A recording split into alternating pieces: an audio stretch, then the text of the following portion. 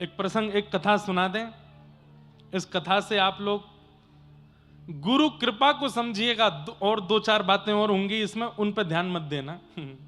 एक गुरुजी थे, संत थे। तो उन संत का बहुत बड़ा आश्रम था, नदी के किनारे गंगा जी के तट पर। बहुत सारे साधु महात्मा उनके साथ रहते थे। एक बार उन गुरुजी का, सन्यासी महात्मा थे, किसी स्त्री पर मन आ गया और वो महात्मा जी ने ब्याह कर लिया। अब ब्याह करते ही महाराज जितने साधु महात्मा रहते थे मठ में, सब छोड़ छोड़ के जाने लगे। बोले ओहो, अब तो सब बर्बाद हो गया ना, तो भजन करने के लिए आए थे हम, तो घर बार छोड़ छाड़ के हमारे गुरुजी ने ही ब्याह कर लिया। सब छोड़ छोड़ के चले गए गुरुजी को, एक चेला नहीं गया। यहां पर गुरुजी की क्रिया पे ध्यान मत दीजिएगा, चेले के विश्वास पे ध्यान दीजिएगा। उसने गुरुजी का त्याग नहीं, तो गुरुजी बोले भाई सब तो चले गए, तुम भी चले जाओ। नहीं गुरुजी, मेरा आपके प्रति दृढ़ विश्वास है, आप जो कर रहे हैं, जो किया होगा, मुझे पता है कि सब सोच समझ के किया होगा, मेरे मन में संशय नहीं, मैं आपकी सेवा करूंगा। और आपको जो प्रिय है, हमारी गुरु मां, वो हमको और ज्यादा प्रिय, हम उनकी भी सेवा करेंगे। तो उस शिष्य ने गुरु का त्याग नहीं किया। वैकुंठ में बैठे हुए नारायण भगवान इतने प्रसन्न हो गए, लक्ष्मी जी से बोले देखो, गुरु निष्ठा इसको कहते हैं कि गुरु जी ने बेचारों ने कुछ भी किया हो, लेकिन शिष्य की निष्ठा देखो, गुरु के प्रति त्याग नहीं किया। लक्ष्मी जी बोली पर ऐसी, ये भी तो गलत बात है ना, गुरु जी गलत कर रहे हैं। बोले तो भाई शिष्य का शिष्यत्व है, वो तो स्वीकार करेगा, लेकिन हम कृपा गुरु जी पे नहीं करेंगे। शिष्य को जरूर हम वैकुंठ लेकर के आएंगे अपने साथ। ठाकुर जी गरुण जी पे बैठ के पहुंच गए, अर्धरात्रि का समय, और आंगन में जैसे ही गरुण जी आकर के विराजमान हुए, स्वर्ण की तरह चमक रहे हैं गरुण जी, और गरुण के ऊपर शंख चक्र गदा पद्म धारण करके ठाकुर जी बैठे हैं। नीचे खटिया पर शिष्य सोया था। भगवान ने उठाया, उठो। उठ करके उसने जैसे ही देखा, गरुण के ऊपर दिव्य तेजस्वी मणि की तरह चमक रहे हैं नीलांबर श्री नारायण भगवान। हाथ पांव जोड़ के बोले जय जय, आप भगवान? बोले हां। आप मुझ पर कृपा करने आए हैं? बोले हम तुमको लेने आए हैं, चलो गरुड़ पर पीछे बैठ जाइए, हमारे साथ वैकुंठ चलो। बोले मेरा पुण्य क्या है, किस पुण्य के आधार पर मिल रहे हैं आप मुझे? बोले तुम्हारे गुरु के प्रति निष्ठा। तुम्हारे गुरु अपने पद से च्युत हो गए, तुम्हारे गुरु ने अनर्गल विचार किए, लेकिन फिर भी तुमने अपनी निष्ठा का त्याग नहीं किया। चलो हम तुमको वैकुंठ लेके चलेंगे, तुम्हारी निष्ठा से हम प्रसन्न हैं। एक बार गुरु जी से आज्ञा ले आऊं? ठाकुर जी बोले हम प्रत्यक्ष तुम्हारे सामने खड़े, साक्षात भगवान तुम्हारे सामने खड़े, अब गुरु जी की आज्ञा लेने जाओगे? बोले कि उन्हीं की सेवा की कृपा से तो आप मिले, तो उनसे एक बार आज्ञा ले लूं कि गुरु जी मैं वैकुंठ जा रहा हूं, नहीं तो सुबह उठ के ढूंढेंगे कहां गया चेलाराम, एक बार बता तो आऊं उनको। ठाकुर जी बोले जाओ बताया हो। अर्धरात्रि का समय, गुरु जी सो रहे थे। गुरुदेव उठे, गुरु जी कहो बेटा क्या बात? आपकी कृपा से, आपके चरणों की कृपा से, आपकी आज्ञा से, आपके आशीर्वाद से मैं वैकुंठ जा रहा हूं। साक्षात शंख चक्र गदा पद्मधारी ठाकुर जी गरुड़ पर विराजमान होकर हमारे आश्रम में पधारे हैं, बाहर आंगन में ठाड़े हैं, मुझे लेने के लिए आए हैं। मैं आपको प्रणाम करके आज्ञा लेके जा रहा हूं। गुरु जी आज्ञा दो, मैं वैकुंठ जाऊं। गुरु जी बोले कहां है भगवान? बोले वो खड़े। गुरु जी ने बाहर झांक के देखा, कोई दिखे नहीं। बोले मुझे नहीं दिख रहे। बोले तुम पहले ठाकुर जी से कहो मुझे दिखें, मुझे दर्शन दें, तब मैं आज्ञा दूंगा। अरे गुरु जी अभी रुको। दौड़ के गया, ठाकुर जी? बोले जी मेरे गुरु जी को दर्शन दो, उनको जब आप दर्शन दोगे तब वो आज्ञा देंगे मुझे जाने की। भगवान बोले तुम्हारे गुरु के ऐसे कर्म नहीं है कि मेरे दर्शन कर पाए वो, तुम तो सीधी आज्ञा लो, चलो हमारे साथ। चेला बोला कि नहीं, गुरु जी को दर्शन नहीं दोगे तो मैं भी नहीं जाऊंगा, आप चले जाओ। ठाकुर जी बोले रुको हम होते हैं प्रकट। तुरंत प्रकट होकर ठाकुर जी ने दर्शन दिए। गुरु जी के हाथ पैर कांपे, आंखों से आंसू। जय हो ठाकुर जी, आपका मधुर दर्शन हो गया, बड़ी कृपा। चेला बोला गुरुजी अब आज्ञा, मैं जाऊं? बेटा अकेले जाओगे, हमको नहीं लेके चलोगे साथ? तुम बेटा वैकुंठ में मेरी सेवा के बिना कैसे रहोगे? और तुम चले जाओगे तो यहां मेरी सेवा कौन करेगा? तुमने विचार नहीं किया एक बार भी? चेला तो रोने लगा, अरे मेरे गुरुदेव आपको मैं नहीं रुकिए ठाकुर जी। बोले जी गुरुजी भी चलेंगे वैकुंठ। ठाकुर जी बोले सुनो, वैकुंठ जाने के नियम होते हैं और तुम्हारे गुरुजी ने सारे नियम उल्लंघन किए हैं। चुपचाप बैठो, चलो हमारे साथ। हमने एक बात मान ली, अभी बार बार तुम्हारी बात नहीं मानेंगे। सुनिए ठाकुर जी, मैंने तो नहीं बुलाया था आपको, खुद आए हो आप। मेरे गुरुजी जाएंगे तो मैं जाऊंगा, नहीं तो मैं भी नहीं जा रहा। या तो मेरे गुरुजी को लेके चलो, नहीं तो खा लिया। गरुण जी बोले जय जय। ठाकुर जी एक बार बोले चलो गरुण, इसके तो बड़े नखरे हैं। गरुण जी बोले लक्ष्मी जी को क्या उत्तर दोगे? उनसे तो आप बड़ा कह के आए थे, इसकी निष्ठा पे मैं प्रसन्न हूं, इसकी निष्ठा पे मैं राजी हो गया हूं। ले चलो, कौन से वैकुंठ में जगह बहुत है। आज तक सुना गया गुरु कृपा से चेला तरे हैं, आज सुन लेंगे कि चेला की कृपा से गुरु भी तर गए। नहीं, सुनिए मैं थोड़ा संशोधन करूं। गुरु की कृपा से चेला तरे हैं, पर चेला की निष्ठा से गुरु उतर रहे हैं, यह पहली बार होगा। चेला की कृपा नहीं होती, चेला की निष्ठा होती, शिष्य की निष्ठा होती है। ठाकुर जी बोले जल्दी करो, हम पे समय नहीं है, बैठो। अपने गुरु जी को भी बैठाओ, चलते हैं इनको लेके। गुरु जी चलिए। ठाकुर जी राजी हो गए। जैसे ही गुरु जी तैयार हुए, बोले सुनो चेलाराम, गुरु मां को बताया हूं कि मैं वैकुंठ जा रहा हूं। जैसे ही दौड़ करके गए, बोले सुनो अब तुम आश्रम का ध्यान रखना, खूब प्रेम से यहां रहना, सब संपत्ति तुम्हारी है, हम तो चले। बोले कहां? ठाकुर जी आए लेने, वैकुंठ जा रहे हैं। मुझे भी ले चलिए साथ में, मैं यहां के लिए क्या करूंगी। गुरु जी चेलाराम से बोले ए चेला। बोले हाँ। गुरु मां भी जाएंगे साथ में। अरे अरे फिर तो आनंद ही आ गए दोनों। गुरु मां गुरु जी, उनकी वैकुंठ में भी सेवा करूंगा, अभी कहता हूं। ठाकुर जी बोले हाँ, थोड़ा सा आगे खिसको, जगह बनाओ पीछे। बोले क्यों, अब क्या है? बोले गुरु जी भी जाएंगे, मैं भी जाऊंगा, गुरु मां भी जाए। ठाकुर जी बोले बिल्कुल नहीं, उसको तो हम बिल्कुल नहीं लेके जाएंगे, जिसने बेचारे सन्यासी का जीवन बर्बाद कर दिया, पूरा मठ मंदिर बिगाड़ दिया, उसको लेके जाएंगे हम? बोले देखिए, वो नहीं जाएंगी तो गुरुजी नहीं जाएंगे, गुरुजी नहीं जाएंगे तो मैं नहीं जाऊंगा, खाली हाथ जाओ। अंत तो गत्वा, चेला भी गए, गुरुजी भी गए और वो माता जी भी गई, तीनों को लेके ठाकुर जी वैकुंठ पहुंचे। लक्ष्मी जी ने जैसे ही देखा, बोले लेने तो आप एक को गए थे। बोले कि उसकी निष्ठा ऐसी है अपने गुरु के प्रति। क्या समझ, इस कथा से क्या समझ में आया? इसका मतलब ये नहीं है कि कोई कुछ भी करे और आप उसके प्रति फिर भी वैसी भावना नहीं है। भावना आपकी निष्ठा की है। ठाकुर जी आपकी निष्ठा से रीझते हैं, और जिसके प्रति आपकी निष्ठा है, यदि वो कुछ गलत कर रहा है तो उसको न्याय देना, दंड देना, ये ठाकुर जी का काम है।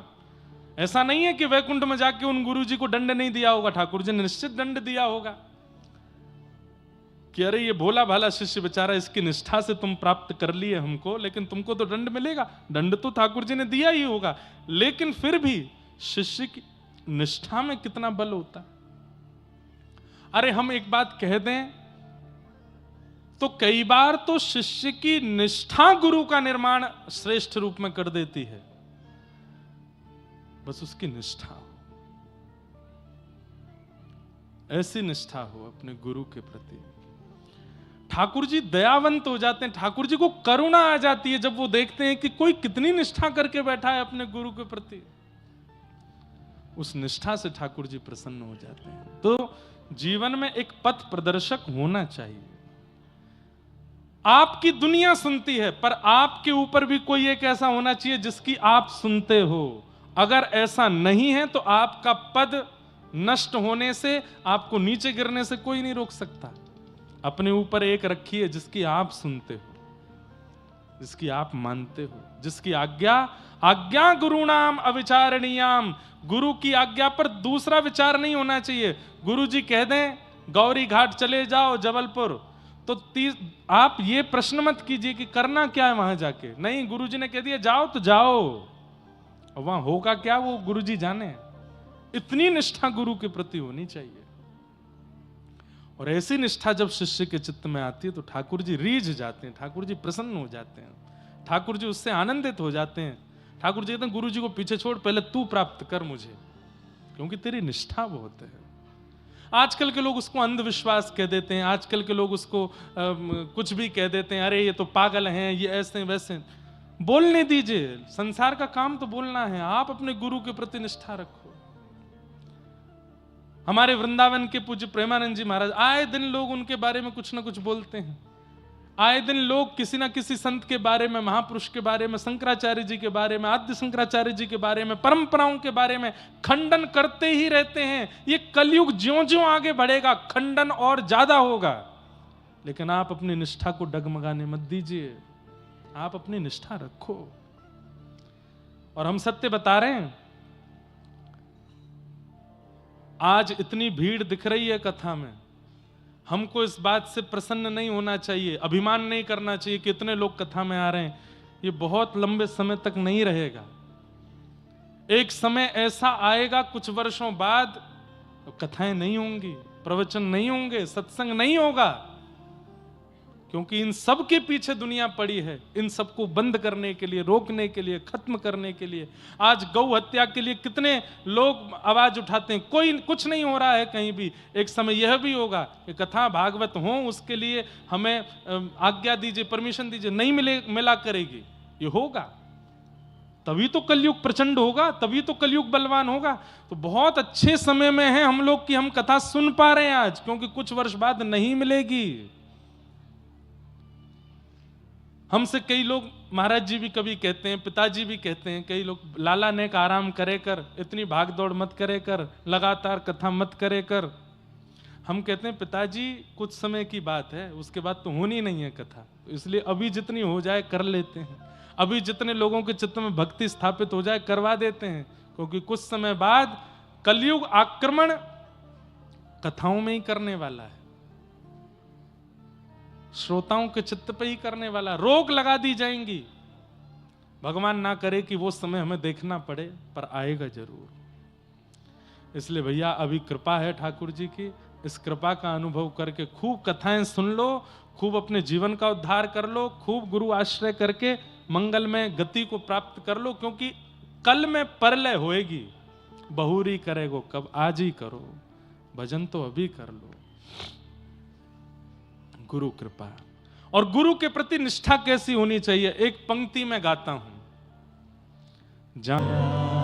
प्रयच्छति गुरु प्रीतो वैकुंठम योगी दुर्लभम।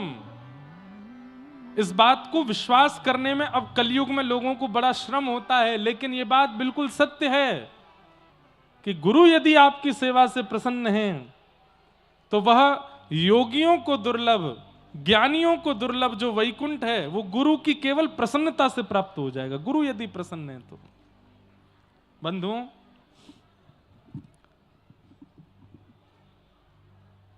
हमारे पूज्य महाराज जी जब लाला कहकर के हमको पुकारते हैं ना कि लाला तुम ठीक होना, लाला तुम प्रसन्न होना, लाला तुम स्वस्थ होना, बस हमें लगता है कि महाराज जी लाला कह देते हैं और हमारे बारे में थोड़ा सोच लेते हैं ना, इसी से ही ठाकुर जी प्रसन्न हो जाएंगे कि ये प्रसन्न है। हमारे पूज्य गुरुदेव भगवान पूज्य पिताजी महाराज 5 तारीख को वे भी कथा में यहां पधार रहे हैं। अभी 4 को आ रहे हैं कि 5 को आ रहे हैं, 4 या 5 में से किसी एक दिन आ रहे हैं। अभी छत्तीसगढ़ में कथा चल रही है, वहां विश्राम करके फिर यहां भी पधारेंगे। उनका भी भाव है कि हमारे गुरु स्थान पर कथा चल रही है कटनी में, तो हम भी पहुंचेंगे। वे प्रसन्न हो जाते हैं जब अपने शिष्य से, अपने दास से, तो हमें लगता है कि बस ठाकुर जी प्रसन्न हो गए। गुरु की प्रसन्नता, प्रयच्छति गुरु प्रीतो वैकुंठम योग दुर्लभम। गुरु प्रसन्न है तो ठाकुर जी प्रसन्न हो जाएंगे। सूत जी महाराज ने अपने गुरु को वंदन किया और वंदन करते हुए सूत जी महाराज अब यहाँ से कहना प्रारंभ करते हैं। और कहते हुए क्या कह रहे हैं, बहुत सुंदर बात।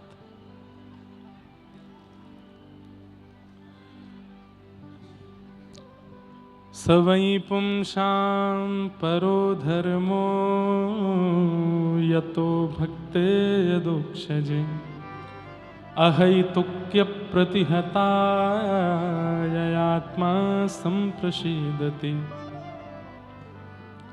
सभी प्राणी मात्र का परम धर्म क्या है? कल हम धर्म और परम धर्म पर चर्चा कर रहे थे। सब लोग इधर देखिए, ध्यान से सुनिए बिल्कुल।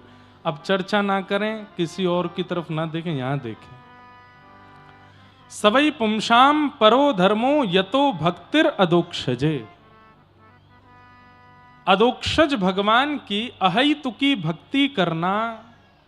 अहैतुकी भक्ति को क्या कहते हैं? प्रेम लक्षणा भक्ति करना, न विच्छिन्न होने वाली भक्ति करना, यही समस्त प्राणी मात्र का परम धर्म है। सब लोग बिल्कुल सावधानी से सुनो। ठाकुर जी के प्रति प्रेम लक्षणा भक्ति भाव रखना, जैसे व्रज की गोपियां रखती हैं, जैसे यशोदा मैया रखती हैं, जैसे नंद बाबा प्रेम करते हैं लाला से, जैसे ठाकुर जी के सब ग्वाल बाल प्रेम करते हैं ठाकुर जी से, ऐसी ठाकुर जी के प्रति संबंधात्मक भक्ति करना यह परम धर्म है।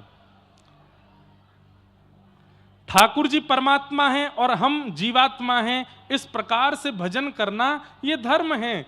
पर ठाकुर जी हमारे कोई संबंधी हैं और हम उनके ये संबंध में हैं, इस प्रकार से उनका भजन भक्ति प्रेम करना ये परम धर्म है। ठाकुर जी को अपना कुछ मानना, कल भी हमने इस पर चर्चा विस्तार से की थी।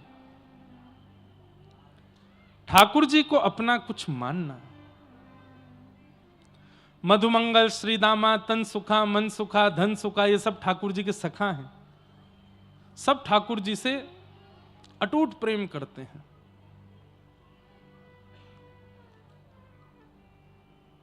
शास्त्रों में कहीं कहीं वर्णन आता है कि जब ठाकुर जी गौ चारण करके लौटते हैं, वाह, आओ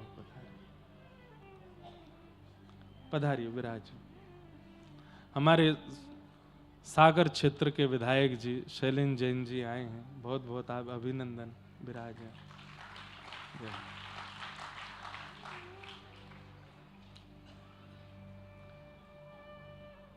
महाराज जी ये भी अद्भुत हैं। एक साल में इनके विधानसभा में 2 कथा हमने की, एक ही साल में। जनवरी में भी कथा हुई सागर में और फिर नवंबर में भी कथा हुई सागर में। ऐसे भक्ति है आपके चित्त में, एक ही वर्ष में 2 कथाओं का क्रम हुआ। हमने ही बुलवाया, मैंने कि आप पास में ही हैं, कटनी कथा में पधारिए, महाराज जी का आशीर्वाद ग्रहण कीजिए। बहुत बहुत आपका स्वागत। तो हम क्या निवेदन कर रहे थे? ठाकुर जी के प्रति संबंध बुद्धि रखना यह परम धर्म है। और वो परमात्मा है, मैं जीवात्मा हूं, इस प्रकार से भजन करना यह धर्म है। भगवान के जितने भी सखा हैं, मधुमंगल, श्रीदामा, तनसुका, मनसुका, धनसुका, ये सब ठाकुर जी से प्रेम लक्षणा भक्ति करते हैं। ठाकुर जी से प्रेम कर। तो कहीं कहीं शास्त्रों में ऐसा वर्णन है कि जब ठाकुर जी गैया चराते हैं, बहुत ध्यान से सुनिएगा, जब ठाकुर जी गैया चरा करके लौटते हैं वापस नंद भवन, तो उस समय पर रोड तो होते नहीं थे, पक्के सीमेंट के रोड या गोल तार के रोड तो नहीं थे, रेत ही होती थी। तो रेत में ठाकुर जी के ग्वाल बालों के, गैयाओं के चरण चिन्ह, खुर के चिन्ह बन जाते थे। तो कहते हैं कि जब ठाकुर जी गैयाओं के बीच में चलते थे तो ग्वाल बाल इतर होकर के चलते थे, ठाकुर जी के संग नहीं चलते थे। एक दिन ठाकुर जी बोले, ए मधुमंगल, श्रीदामा, तनसुका, मनसुका, सबरे सखाओ इतकु आओ, तुम सबरे मोते दूर हटके काई को चलो, मेरे संग काई को ना चलो। तो देखिए सखा हैं, पर सखा होते हुए भी उनकी भावना कैसी, क्या कहते हैं? बोले लाला, तू जब पृथ्वी पे पांव धरे और पाम धर के जब अपने पाम उठावे ना, तो तेरे चरणन के चिन्हन से जो पृथ्वी पे चिन्ह बन जाए, हमारो मन ना करे कि हम वापे अपने चरण रखें या हमारे हम दूर रह के चलें, ताकि तेरे चरण चिन्ह हमको दिखते रहें। सख्य भक्ति है। इसलिए ठाकुर जी के प्रति परमात्मा बुद्धि ये प्रारंभिक भक्ति है, पर करते करते करते ऐसी स्थिति हो जाए कि ठाकुर जी के प्रति अपनत्व बुद्धि हो जाए, ये हमारे कुछ हैं, ये परम धर्म है ठाकुर जी के प्रति। यही बात यहां की, सबई पुंसाम परो धर्मो यतो भक्तिर अदोक्षजे अहै तुक्य प्रतिहता ययात्मा संप्रसिदति। और भक्ति कैसी होनी चाहिए? अहैतुकी भक्ति। अहैतुकी किसको कहते हैं? अहैतुकी किसको कहते हैं? अहैतुकी भक्ति कहते हैं कि चाहे जीवन में जैसी परिस्थिति आ जाए, आपका विश्वास डगमगाता नहीं है ठाकुर जी के प्रति। चाहे धन से दिक्कत आ जाए, चाहे मन की दिक्कत आ जाए, चाहे तन की दिक्कत आ जाए, चाहे पारिवारिक पीड़ा आ जाए, लेकिन आपका विश्वास ठाकुर जी के प्रति एकजुट ही रहता है, एक रस ही रहता है। इसको अहेतुकी भक्ति कहते हैं। न नष्ट होने वाली, न कम होने वाली भक्ति अहेतुकी भक्ति है।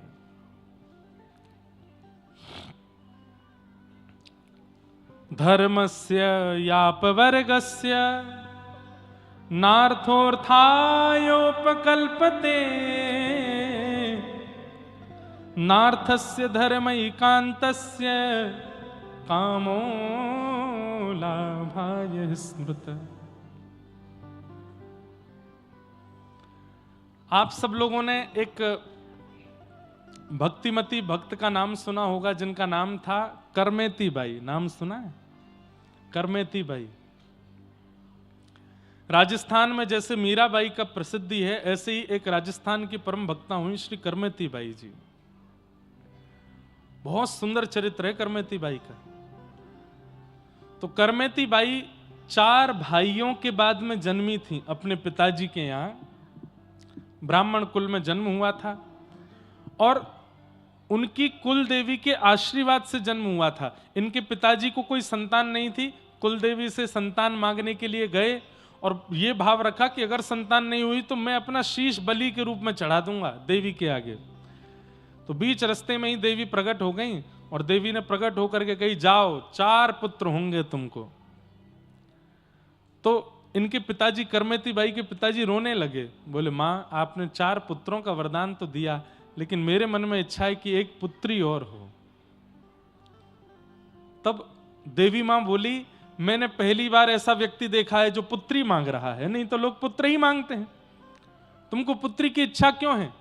तब इनके पिताजी ने कहा कि पुत्र होने से तो यह पता चलता है कि हम माता पिता हैं, लेकिन पुत्री होने से यह पता चलता है कि हमारा जीवन किसी के लिए है, हमारा जीवन भी एक श्रेष्ठता के लिए है, हमारे जीवन में भी एक बहुत बड़े दान पुण्य का अवसर आएगा इसके दान के लिए, इसलिए आप एक पुत्री प्रदान करो। तो देवी इतनी प्रसन्न हो गई, उन्होंने कहा विद्वान, संपत्तिवान, यौवनवान पुत्र होंगे तुम्हारे, लेकिन भक्ति का वरदान मैं तुम्हारी बेटी को दूंगी। तुम्हारी भक्ति, तुम्हारी बेटी ऐसी भक्त बनेगी कि उसका चरित्र कथाओं में सुनाया जाएगा, मंच से कहा जाएगा। और तब उन्हीं ब्राह्मण के घर में 4 पुत्र हुए। 4 पुत्रों के बाद देवी की कृपा से, कुल देवी की कृपा से कृष्ण भक्त श्री करमेती बाई जी का जन्म हुआ, जिनका चरित्र नाभाजी ने, भक्तमाल जी में भी गाया और भी कई संतों ने गाया। करमेती बाई, करमेती बाई जी के प्रसंग के 2, वैसे तो बहुत अच्छा प्रसंग है, पर मैं एक दो भाव सुनाऊं। इनका विवाह निश्चित हुआ, एक राजघराने के एक अच्छे कुल के बालक से इनका विवाह संपन्न हुआ। तो विवाह जिस दिन होना था उस दिन बारात सामने आई। ये ऊपर अपने कक्ष में खड़े खड़े बारात देख रही थीं और तभी इन्होंने मन में विचार किया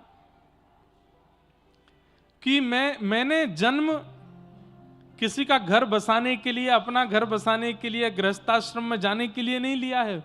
मैंने जन्म ठाकुर जी की भक्ति के लिए लिया है और अपनी भक्ति के द्वारा असंख्य भक्तों को भक्ति का मार्ग दिखाने के लिए लिया है। सब लोग इधर देखिए, ध्यान से सुनो। लेकिन माता पिता जबरदस्ती मेरा ब्याह कर रहे हैं, क्या करूं?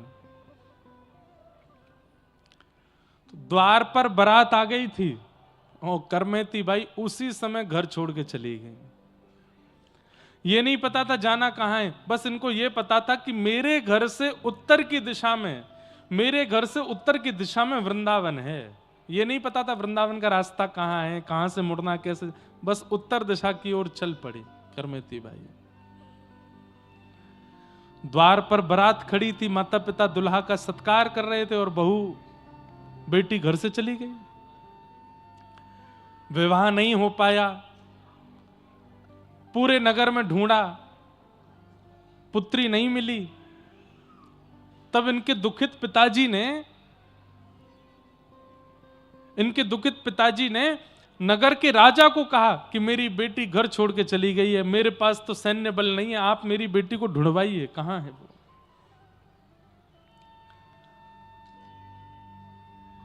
तब राजा ने अपनी सेना लगा दी, बोले ढूंढ के लाओ, कहां गई है ब्राह्मण देवता की पुत्री।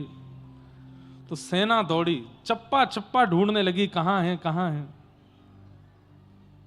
आजकल के बच्चे इन्फ्लुएंस मत होना करमेती बाई से, ये भी तो घर छोड़ के गई थी, पर घर छोड़ के कितनी परम पवित्र भक्ति के लिए गई, आगे सुनिएगा। करमेती बाई को पता चल गया कि राजा की सेना मुझको ढूंढ रही है, कहां छिपूं, ये तो चप्पा चप्पा छान रहे हैं। तभी इन्होंने देखा कि एक रेगिस्तान में ऊंट पड़ा है मरा हुआ, और गीदड़ आदि उस ऊंट को भीतर से खा गए, बाहर का कंकाल बस पड़ा है। अरे उस ऊंट के पास जाना बहुत दूर की बात है, किलोमीटरों दूर तक उसकी दुर्गंध आ रही थी, इतनी दुर्गंध आ रही थी। करमेती बाई दौड़ करके गई और उस ऊंट के कंकाल के भीतर जाके छिप गई। आप कहोगे महाराज जी 10-15-20 मिनट छिपी होंगी ताकि सेना चली जाए तो ये निकल के बाहर भाग जाएं। 3 दिन तक उसके अंदर छिपी रही। प्रसंग आता है कि करमेती बाई जब वृंदावन पहुंच गई और फिर कालांतर में प्रसिद्ध हो गई, संत जन इनका सत्संग सुनने के लिए जब आते थे, तब एक संत ने इनसे प्रश्न किया कि बाई साहब, हमने सुना है कि जब आप राजस्थान से वृंदावन आई थी तो सेना से बचने के लिए आपने ऊंट के कंकाल में 3 दिन निवास किया। करमेती बाई बोली हाँ। तो फिर उन्होंने कहा क्षमा कीजिएगा, बुरा मत मानिएगा, पर कोई जानवर मर जाता है तो उसके शरीर की दुर्गंध इतनी विष के समान होती है कि उसको एक बार कोई ले लेता है तो उस व्यक्ति का सिर दर्द करने लगता है। आप 3 दिन उस दुर्गंध युक्त ऊंट के पेट में कैसे बैठ गई? करमेती बाई बोली 2 बात। पहली बात, जिसके चित्त में प्रेम लक्षणा भक्ति जागृत हो जाती है ना, उसको फिर परिस्थिति से फर्क नहीं पड़ता। जिसके चित्त में प्रेम बढ़ चढ़ के बोलने लगता है कृष्ण भक्ति का, वृंदावन भक्ति का, और प्रेमी व्यक्ति को फिर परिस्थिति से फर्क नहीं पड़ता, वो प्रेम को प्रायोरिटी देता है। मेरे लिए वृंदावन पहुंचना जरूरी था, मेरे लिए कृष्ण की चरणारविंदों की प्राप्ति जरूरी थी, मेरा मन बुद्धि चित्त सब कुछ कृष्ण का स्मरण और वृंदावन का स्मरण कर रहा था, इसलिए वो दुर्गंध मेरा कुछ बिगाड़ ना पाई। और दूसरी बात जो कही वो तो लाजवाब। करमेती बाई कहती हैं, भैया इससे भी ज्यादा दुर्गंध युक्त मलमूत्र से भरा हुआ मां का पेट होता है। जब हम उसमें 9 महीने गुजार सकते हैं तो कृष्ण की प्राप्ति के लिए 3 महीने दुर्गंध युक्त ऊंट के भीतर नहीं बैठ सकते। हम 9 महीने उस मलमूत्र के भांड पेट में रह के आ सकते हैं, तो कृष्ण प्राप्ति के लिए ये कंकाल रूपी ऊंट के गर्भ का जो दुर्गंध है ये तो कुछ भी नहीं थी उसके आगे।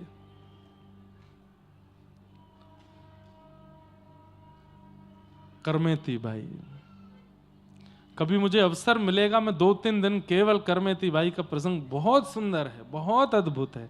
हमारे श्री नारायण दास भक्तमाली जी, पूज्य बक्सर वाले मामा जी ने पूरी करमेती बाई का चरित्र लिखा है, गाया है, इतना अद्भुत है। मीराबाई का प्रसंग सब सुनते हैं, पर अब करमेती, हम अभी इस वर्ष और कुछ कथाएं करने के बाद में और फिर उन भक्तों के चरित्र सुनाएंगे कथाओं में जिनके चरित्र किसी को पता ही नहीं है, जिनके चरित्र लोगों ने सुने नहीं, ऐसे भक्तों के चरित्र अद्भुत हैं। तो फिर एक प्रसंग और आता है कि करमेती बाई जब वृंदावन आ गई, कुछ सालों बाद इनके पिताजी को पता चला कि करमेती वृंदावन में है, तो वो गुस्से में भर करके लड़ने के लिए अपनी पुत्री के पास गए। यमुना के तट पर परनकुटी बना करके करमेती बाई रहती थी। घर छोड़ा लेकिन भोग विलास में नहीं पड़ी हैं, वो एक तपस्विनी जैसा जीवन जी रही हैं। अरे क्या बताएं, सुंदरता ऐसी थी कि कोई भी मोहित हो जाता, पर भजन के प्रभाव से करमेती बाई ने अपना रूप ऐसा बना लिया कि कोई काम भाव से अगर उनके पास आ भी जाता था तो करमेती बाई का रूप देख करके उसका काम नष्ट हो जाता था। ऐसी करमेती बाई। पिताजी क्रोध में भर के आए, वृंदावन में पूछा कहां है करमेती, किसी ने बताया यमुना के तट पर बैठी हैं, कुटिया बना के रहती हैं। जैसे ही पिताजी ने करमेती बाई की कुटिया देखी, आधा क्रोध तो वहीं ठंडा हो गया। उस कुटिया में मानो जैसे भक्ति नृत्य कर रही हो, और जैसी कुटिया के भीतर प्रवेश करके करमेती को देखा, पिता के नेत्र सजल हो गए। क्या कमी थी घर में? मखमली चादर, मखमली गद्दे पर सोना, 3 समय 4 समय गरम गरम फुल्का पाना, एक राजघराने जैसा शौक, सब कुछ छोड़ करके मेरी बेटी यहां बालुका में बैठी है। करमेती बाई ने नेत्र खोल के जब अपने पिता को देखा, प्रणाम किया, पिताजी आइए। कैसे आए? ममता नहीं है चित्त में कि रोने लग गई हूं ना। बोले बेटी मेरे अंदर क्रोध तो बहुत था पर पता नहीं कहां चला गया, लेकिन एक प्रश्न अभी तक मेरे चित्त से नहीं गया है, उस प्रश्न का उत्तर जानने आया हूं मैं। बोले क्या पिताजी? तूने एक बार भी विचार नहीं किया कि मेरे पिता की नाक कट जाएगी, मेरे पिता को समाज में मुंह कैसे दिखाएंगे अगर मैं घर छोड़ के भाग गई तो? मेरे द्वार पर बारात खड़ी थी लाली, एक परिवार अपना पूरा घर सजा करके और किसी दूसरे परिवार के स्वागत में वहां खड़ा था। एक व्यक्ति दुल्हा बन करके आया, उसके माता पिता सब परिवार लोग आए। तूने एक नहीं 2-2 परिवार और पूरे कुल में मेरी नाक कटा दी। तूने एक बार भी विचार नहीं किया कि मेरे पिता के साथ क्या होगा अगर मैं ऐसा करूंगी तो? माना तेरी भक्ति प्रधान है, माना तेरा वृंदावन आना निश्चित है, माना कि तुझे कृष्ण भक्ति चाहिए, लेकिन तूने अपने पिता का चिंतन क्यों नहीं किया? करमेती बाई ने ऐसा उत्तर दिया, हो सकता है कई माता पिताओं को अच्छा ना लगे, लेकिन यह बिल्कुल शास्त्रीय बात थी। करमेती बाई क्या बोली? पिताजी मेरी क्षमा बहुत छोटी है आपके अपमान के आगे, इसलिए मैं अगर क्षमा मांगूंगी तो शायद मैंने जो किया उसमें मुझे क्षमा नहीं मिलेगी। लेकिन ये संसारी विषय है, आध्यात्मिक विषय यदि देखोगे तो पिताजी मेरी बात आपको कड़वी लगेगी, आप कहो तो मैं कह दूं। पिताजी बोले बोलो। बोले पिताजी नाक उनकी कटती है जिनकी नाक होती है, और नाक उन्हीं की होती है जो कृष्ण के होते हैं, जो राम के होते हैं, जो नारायण के होते हैं, जो गुरु के होते हैं। पिताजी संसार के विषय भोगों में, इस संसार के लोक रंजन में, इस संसार के लोग जो कभी किसी के नहीं हो सकते, इनके लिए नाक बचाने के लिए आप अपनी भक्त बेटी का एक विषयी जीव से ब्याह कर रहे थे। नाक आपकी नहीं कटी पिताजी, अगर ब्याह हो जाता तो मेरी कट जाती, क्योंकि मैं कृष्ण की हूं, मैं राम की हूं, और उसके बाद भी एक विषयी व्यक्ति को अपने जीवन में आने का अवसर देती मैं, मेरी नाक कटती पिताजी। नाक तो उनकी होती है जो ठाकुर जी के होते हैं। आपको फिर भी लगा कि मैंने अपराध किया, तो इस अपराध की भरपाई मैं केवल एक भाव से कर सकती हूं, सालों से जिनकी सेवा कर रही हूं ठाकुर जी की, अब ये मैं आपको प्रदान करती हूं, इनकी सेवा करो। आपके अब मैं नहीं हूं आपके यहां, मेरी जगह ये विराजेंगे। और अपने घर के ठाकुर जी दिए। पिताजी के चित्त का जितना विषाद था सब चला गया। और करमेती बाई के ठाकुर जी आज भी राजस्थान के सीकर जिले में विराजमान है, वही ठाकुर जी, उनको ला करके पिताजी ने विराजमान किया। और माता पिता का वह नाक कट गई वाला विषाद निकल गया और वे दोनों भी कृष्ण भक्त होकर के भगवत धाम की प्राप्ति कर गए। ऐसी करमेती बाई, उनका प्रसंग, बंधुओं मीराबाई, करमेती बाई, इनके प्रसंग सुन लीजिए। इन जैसा बनना बहुत मुश्किल है। पर परम धर्म कहते भी ऐसी ही भक्ति को हैं। हम आप जो कर रहे हैं वो धर्म है, पर इस प्रकार की जो भक्ति है उसे परम धर्म कहते हैं। जो ठाकुर जी के प्रति इतनी प्रीति, इतना लगाव, इतना कि सर्वस्व त्याग दिया ठाकुर जी के लिए, ऐसी भक्ति, इसी को परम धर्म कहते हैं। धर्मस्य यापवर्गस्य नार्थोर्थायोपकल्पते, नार्थस्य धर्मैकान्तस्य कामो लाभाय स्मृत। धर्म कैसा है? बोले अपवर्ग है। बहुत ध्यान से सुनिएगा, बड़ा अच्छा प्रसंग है ये, बड़ी अच्छी बात बता रहे हैं यहां सूत जी। धर्मस्य आपवर्गस्य, धर्म पवर्ग नहीं है, अपवर्ग है। पवर्ग में 5 शब्द आते हैं, प फ ब भ म। पवर्ग शब्द होते हैं हिंदी वर्णमाला में, प फ ब भ म। तो पा से बनता है पाप, फ से बनता है फल, ब से बनता है बंधन, भ से बनता है भय और म से बनता है मृत्यु। इन 5 योजनाओं में की गई भक्ति को श्रेष्ठ नहीं बताया गया। मतलब पाप करने के बाद भजन करना, पाप करने से पहले करना चाहिए था। अब पाप हो गया, अब डर के कारण भजन में लग गए, डर के कारण हनुमान जी के पास, शनि महाराज के पास, कुल देवता के पास, कुल देवी के पास घूम रहे हैं, हमसे पाप हो गया। वो भजन भजन नहीं माना जाता, वो प्रायश्चित्त माना जाता है। उस भजन के फल से ठाकुर जी प्रसन्न नहीं होते, आपके पाप को नष्ट करते हैं, इसलिए उसको श्रेष्ठ भजन नहीं माना गया। पाप के बाद किया गया भजन, फल की प्राप्ति से किया गया भजन, उसको भी श्रेष्ठ नहीं माना जाता। किसी कामना से किया गया भजन, प फ फिर आता है ब, यानी कि बंधन युक्त, बंधन मुक्त होने के लिए किया गया भजन, उसे भी श्रेष्ठ नहीं माना जाता। भ यानी कि भय से किया गया भजन, डर के मारे, हनुमान चालीसा, भूत पिशाच निकट नहीं आवे, महावीर जब नाम सुनावे, ना सरो घरे सब पीरा। रात में कई बार सो रहे होते हैं। अब हम जहां रुके हैं कटनी में, बहुत बढ़िया जगह है, बहुत बढ़िया निवास है, इतना बढ़िया सुंदर घर है, लेकिन वहां सामने ही रेलवे लाइन है। तो जिस दिन मैं रात्रि में आया, और सर्दियों में पंखा वैसे ही नहीं चलते हैं, तो बिल्कुल सुनसान, रात में 3 बजे रेल का हॉर्न बजा, पौं, और 3 बजे, अब नई जगह, जैसे तैसे तो मुझे नींद आई थी, और कम से कम 40 घंटे का जगा हुआ था मैं। और जैसे ही वो आवाज आई, तो आवाज भी, हॉर्न भी बजता है 2-4 सेकंड तक। तो मैं थोड़ी देर तो यही देखता रहा, कौन कोई चुड़ैल आ गई क्या यहाँ पे, कौन चिल्ला रहा है। और वास्तव में मन से निकला, भूत पिशाच निकट नहीं आवे, महावीर जब नाम सुनावे। और फिर जब घड़गड़ घड़गड़ घड़गड़ आवाज, अरे मैंने की रेलवे लाइन है सामने। फिर पर्दा हटा के देखा तो मैंने की ओहो। तो भय से किया गया भजन, उसको भी श्रेष्ठ नहीं माना जाता। बिना किसी कारण के भगवत स्मृति होनी चाहिए। और 5वां बताया गया मां, यानी कि मृत्यु के समय समीप आने पर किया गया भजन। किसी ने बता दिया कि भाई तुम्हारे तो 6-7 महीना ही बचे हैं बस, और लग गए महाराज, कभी यहां पूजा वहां पूजा, ये करो वो करो, ऐसे करो वैसे करो, ये कर दो ये कर दो, कोई लाभ नहीं। या फिर किसी ज्योतिषी ने नहीं भी बताया, जीवन ही पूरा होने वाला है, समय हो गया, अब मरणासन अवस्था की ओर जा रहे हैं, बाल सारे पक गए, दांत सारे टूट टाट गए, आंखों से दिखता नहीं है, चला जाता नहीं, समझ गए कि अब तो मृत्यु आने वाली है। बोले अब क्या करें? बोले अब तो भैया तीर्थ का लाला हमको, गंगा जी नवा दो, जमुना जी नवा दो, कोई फायदा नहीं।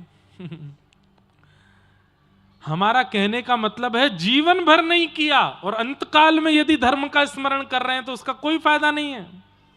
उसका यही समझिए कि घर में आग लग गई, आप कुआं खोद रहे हो, अरे अब क्या फायदा, पहले ही कुआं, घर बनने से पहले कुआं बनना चाहिए था ताकि कभी आग लगे तो तुरंत जल निकाल के। पुरानी बात है, आजकल तो वो लग जाते हैं, क्या बोलते हैं उसको, फायर वाले अंदर लग जाते हैं,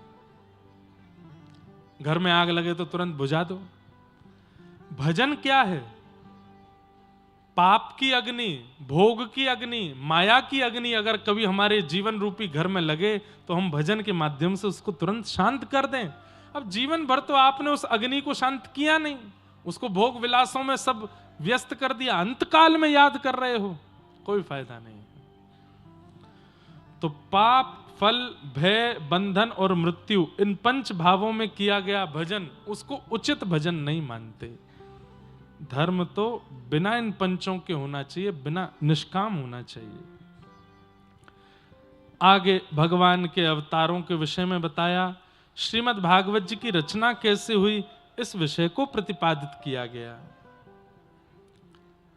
अनेक वेद पुराणों की रचना करने के बाद वेद व्यास जी का चित्त शांत नहीं था, तब नारद जी महाराज ने आकर के कहा, व्यास जी ऐसे ग्रंथ की रचना करो, ऐसे भाव की रचना करो जिसको सुनकर के बड़े बड़े योगी, जपी, तपी और निर्ग्रंथा ठाकुर जी से प्रेम करने वालों का कल्याण हो। तब वेद व्यास जी महाराज ने श्रीमद् भागवत की रचना की, जहां पर भगवान का ऐश्वर्य नहीं, भगवान का प्रेम दिखाया गया। ऐश्वर्य ग्रंथ तो बहुत सारे हैं, लेकिन ठाकुर जी का प्रेमास्पद, ठाकुर जी के प्रेम को प्रतिपादित करने वाला ग्रंथ श्रीमद् भागवत है। नारद जी महाराज ने पूर्व जन्म की कथा सुनाकर के वेद व्यास जी को प्रोत्साहित किया और श्री वेद व्यास जी महाराज ने भागवत की रचना की। अब बहुत ध्यान से सुनिएगा, श्रीमद् भागवत की रचना हो गई।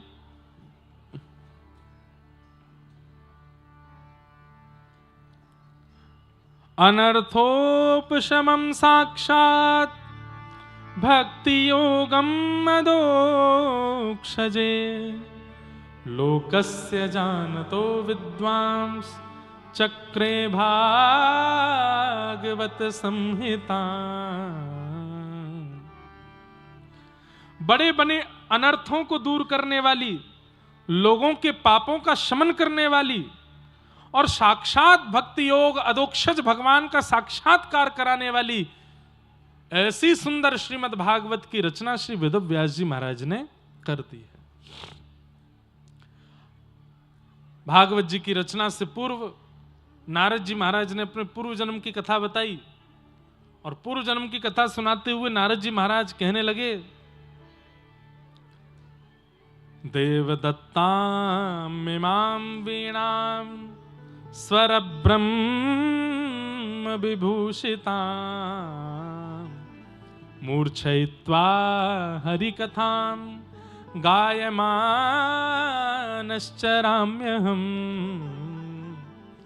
ये जिस राग में अभी हम श्लोक गा रहे हैं ना, ये राग ठाकुर जी का सबसे प्रिय राग है। हमको संगीत ज्यादा नहीं आता, कहीं आप ये मत सोचना कि हम बहुत बड़े मार्तंड हैं संगीत के, पर थोड़ा बहुत आता है, ज्यादा नहीं आता। ये राग जो लोग कंठ वाले यहां बैठे हैं, जिनके पास बढ़िया कंठ है, ध्यान से सुनिएगा, ये राग ठाकुर जी को बहुत प्रिय है। इसका नाम है केदार राग। कौन सा राग? केदार ही है ना भैया? ठीक है, यही हमारे गुरुजन हैं, यही सिखाते हैं हमको, यही बता देते हैं, मंच पे जाके ऐसा बोल देना आप। केदार ठाकुर जी का इतना प्रिय राग है। हमारे भारत के गुजरात प्रांत में परम भागवत श्री नरसिंह मेहता जी का जन्म हुआ। नरसिंह मेहता कौन? मुचकुंद के स्वरूप, मुचकुंद के अवतार श्री नरसिंह मेहता जी। और श्री नरसिंह मेहता जी को भगवान ने प्रसन्न होकर के ये राग दिया है। किसी को ठाकुर जी ने भजन दिया, किसी को ठाकुर जी ने नाम दिया, किसी को ठाकुर जी ने स्वरूप दिया, किसी को ठाकुर जी ने प्रकट होकर अपनी प्रतिमा दी। किसी को ठाकुर जी ने यज्ञ अनुष्ठान दिया, किसी को ठाकुर जी ने गुरु दिए, पर नरसिंह मेहता जी को ठाकुर जी ने ये राग दिया। बोले जब जब तुम इस राग को गाओगे मैं आऊंगा, मैं तुम्हें दर्शन दूंगा। तो नरसिंह मेहता जी जब इस राग को गाते थे ठाकुर जी आते थे। राग केदार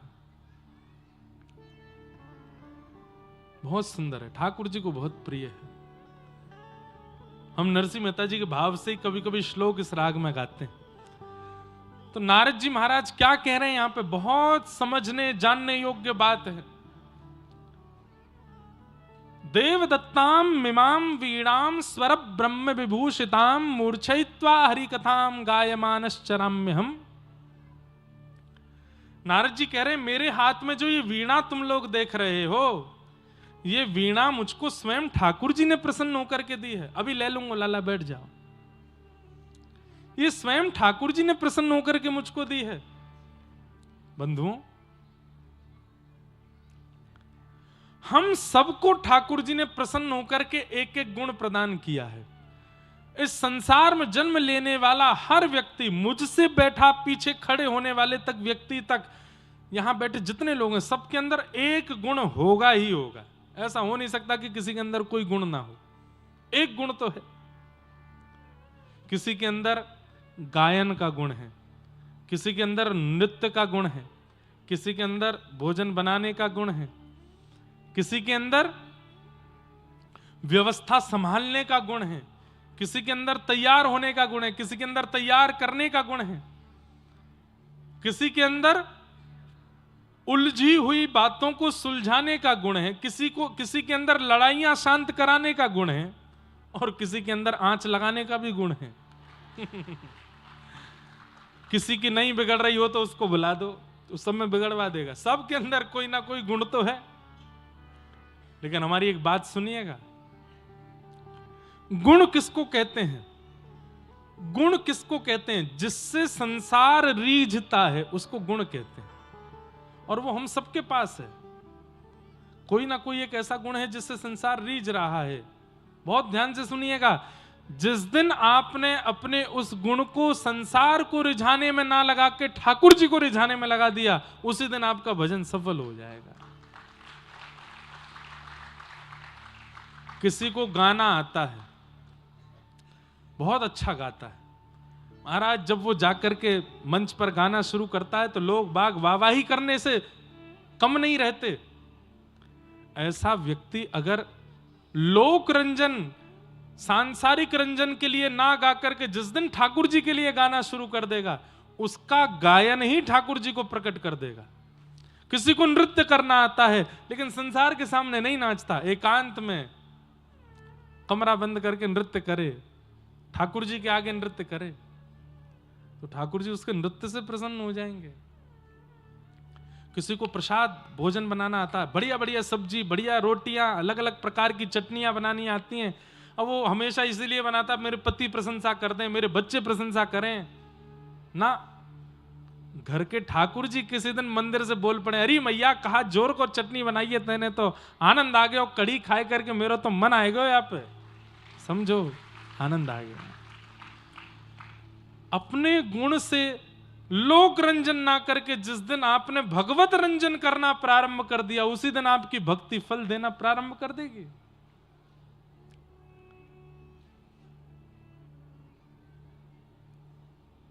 नरसिंह मेहता बहुत अच्छा गाते थे। जब वो गाते थे कहते हैं कि चलता हुआ व्यक्ति रुक जाता था और सुनने लग जाता था नरसिंह मेहता को। लेकिन नरसिंह मेहता ने कभी लोक रंजन के लिए नहीं गाया, सदैव ठाकुर जी को प्रसन्न करने के लिए गाया। ऐसे नरसिंह मेहता। नारद जी महाराज कह रहे हैं ये वीणा जो मेरे हाथों में तुम देख रहे हो, ये ठाकुर जी ने प्रसन्न होकर के मुझको दी है। तब वेदव्यास जी बोले आपने ऐसा क्या किया कि ठाकुर जी आपसे प्रसन्न हो गए? तब नारद जी बोले मैंने ठाकुर जी को गायन सुनाया था, ठाकुर जी को कुछ गा के सुनाया था। तो फिर वेदव्यास जी बोले आपने गायन कहां से सीखा?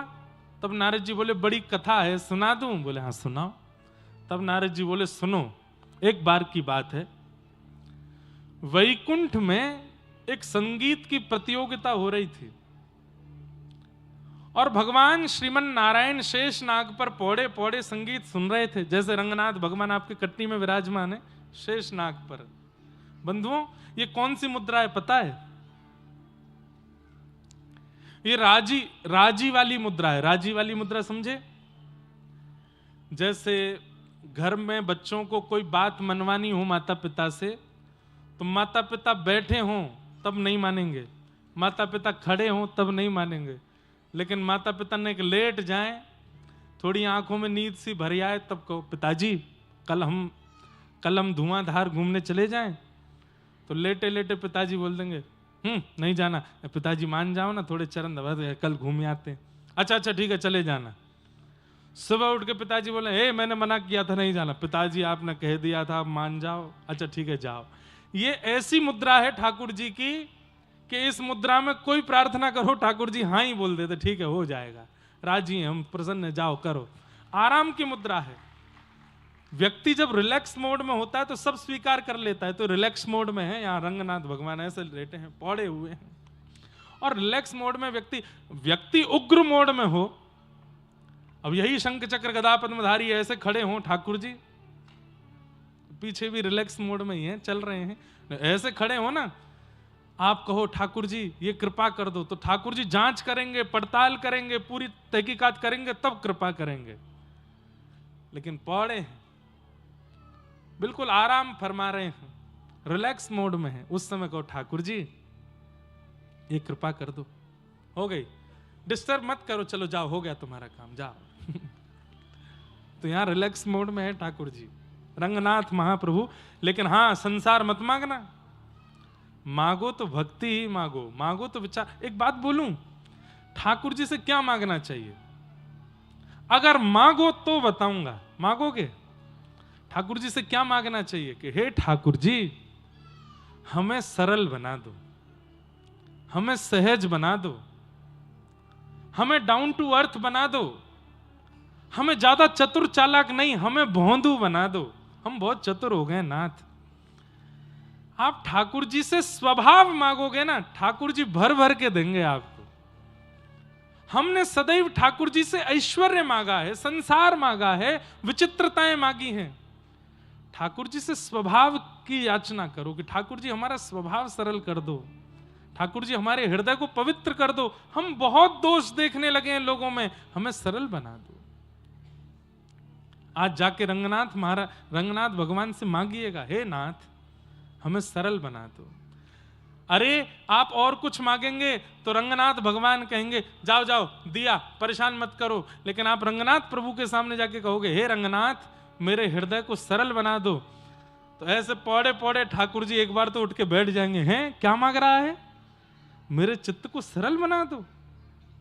वाह भैया, ये तो कभी किसी ने नहीं मांगा, जा तुझे दूंगा, इससे भी ज्यादा बढ़िया दूंगा, सरल मन।